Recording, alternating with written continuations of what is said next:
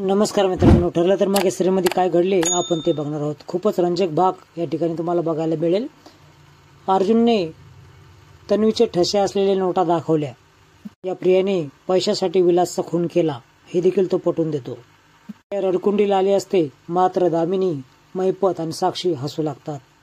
Pressure दिल्यानंतर तन्वी जोरात ओरडते की खून साक्षीने केला आहे, मी माझ्या स्वतःच्या डोळ्याने बघितलंय, तिनेच गोळी झाडली। प्रियानी साक्ष बदलली म्हणून सर्वांनाच आश्चर्य वाटतं। दामिनी क्रॉस एक्झामिनेशन करायला पुढे येते त्याच वेळेस तन्वी पुन्हा बोलते की मी सर्व खरं उत्तर सांगितलेले आहेत। खुनाचा आरोप येत असेल तर मी गप्प का बसू, ती सर्व डिटेल सांगते कोर्टासमोर। प्रिया ज्यावेळेस साक्ष देईल त्यावेळेस मधुकर पाटील इथं नसावेत असं सांगतो। त्यानंतर मधुभाऊंना ते बाहेर पाठवतात। पुढे बोलू लागते, आश्रमाचे पेपर सापडता आम्ही उचकापाचक केली। त्यानंतर मधुभाऊ तिथे आले।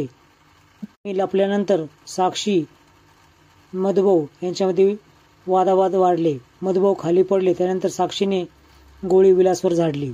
साक्ष जशी तन्वीने दिली तसंच स्टेटमेंट मधुभाऊ पुन्हा देतात। अर्जुन साक्षीला विटनेस बॉक्समध्ये बोलवतो त्यावेळेस साक्षी स्वतःहून कबुली देते की खून मीच केला आहे, माझ्या ह्या हाताने मी विलासवर गोळी झाडली।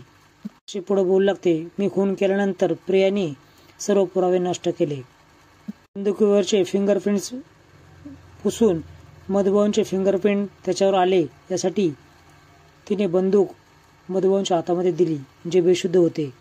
अर्जुन पुढे बोलू लागतो, या दोघींना अशी कठोर शिक्षा व्हावी की पुन्हा अशी कुणीच हिंमत न करावी करण्याची।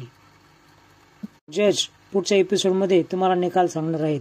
असेच नवीन अपडेट बघण्यासाठी चॅनल सबस्क्राईब करा, बेल आयकॉन दाबा। व्हिडिओ पाहिल्याबद्दल धन्यवाद।